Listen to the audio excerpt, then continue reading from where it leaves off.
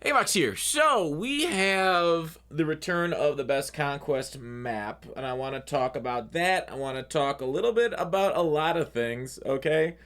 I've seen some comments on my comments on offline grinding. I hope you guys are enjoying the tier lists. Let's go ahead and talk through this shark map. Now, United Gaming on YouTube, looks like he did it. I'll link his YouTube in the description. Shout out to him for sure.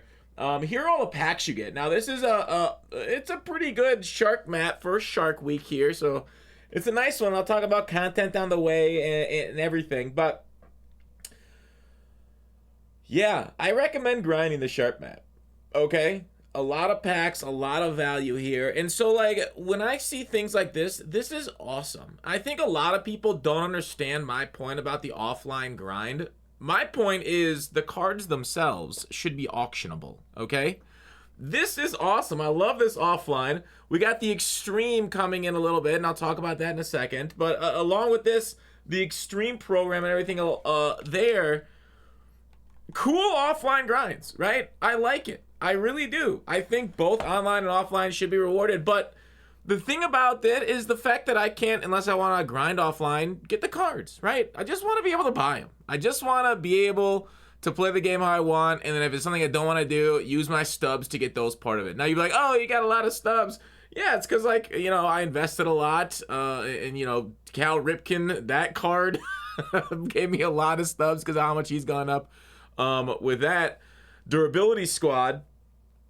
So that's my point. That literally is it. Dog, offline, online, they gotta work together because like the online rewards are available for auction, and that's one of the reasons why I hated they made them non-auctionable, is so that way offline guys don't have as good of an opportunity to get cheaper cards that only online guys are grinding for. And you know, it's as simple as that. Okay, so when I hear feedback about that, I hate the offline grind so much and shut up Fox. It's like I'm trying to make it better for everybody, because if you're an offline grinder, getting cards that you grind for, you can then sell them, you get stubs, and you can build the team that you want instead of being forced into using certain cards. And you still do the collections and stuff like that.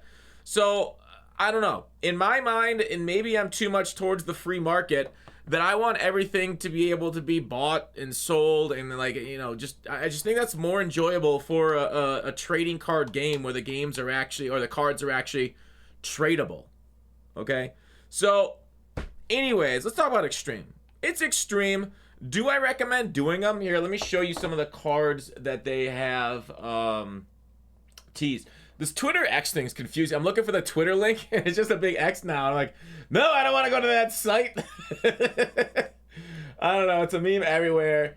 I don't want to go on some sort of hunt to avoid the porn, but I guess that is kind of Twitter as it stands, and it has been for a while. Built off the back of pornography. Mark Mulder and Gordon, let me show you those cards here. Shark Map, but the Extreme program, right? We're getting like Piazza and stuff. And like I said, like if you're going to complete the Extreme and auction it, that's awesome. I really love it. Because like people are like, oh, but then it always becomes a race to finish it first in the highest stubs. But like, okay, or there's no race and, you know, you don't get any stubs for it anyways. I don't know if I'm making the point well enough. But like people are like, oh, then I'm just forced to complete it early and try and get as much stubs as possible. It's like, no, you can still keep the card instead of being forced into getting the card itself. So, anyways, Extreme program. What's it about? Grand Extreme program, I have Retro All-Star. Mike Piazza is one of them. That's coming on Friday the 28th, as you see right there. They're going to talk about it on the Twitch Extreme. I think that's kind of hilarious. They still haven't patched the two-way glitch. I know that's been in the game for a bit, and it's you know, frustrating every event game there. They disable it in BR. Ranked games have it, of course. If you log into a ranked game, somebody's gonna use that Donaldson for you, or Shohei if they need to. But mostly it's Donaldson taking all the innings because he's just insanely good. That's what it was like Kluber back in the day. Crazy. There's one other thing I want to talk about. Oh shoot, I'm missing it. This is not what I wanted to talk about. They randomly made, this is something out of the ordinary. They randomly took a card and they upgraded it on live series on an off day. Robert here got upgraded to a diamond on a random Monday. So I don't know what's up with that. Maybe they messed them up. They should have gone on last roster update, and they're like, let's throw it out today.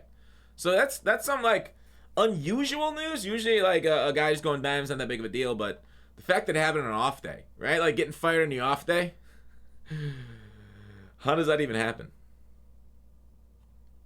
So, yeah, exciting stuff as far as the offline grind, the extreme, the shark map.